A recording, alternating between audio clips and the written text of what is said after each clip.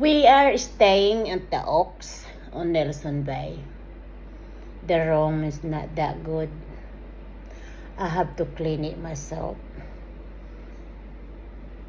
They just changed the linen and vacuum and take the rubbish and no cleaning, no dusting.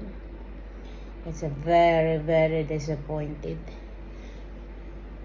So I'm not coming back this service apartment here in Nelson Bay in the Oaks, and I'm not gonna recommend for a friend and family. Just letting you know, guys, in Australia, around here Australia, or if you're coming for holiday in Nelson Bay or Port Stephens or Saya Bay,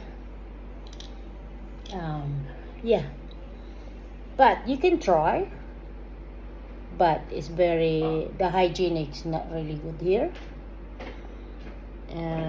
The rubbish, the preview guests here, they still here, and the pubic hair on the lotion is still there.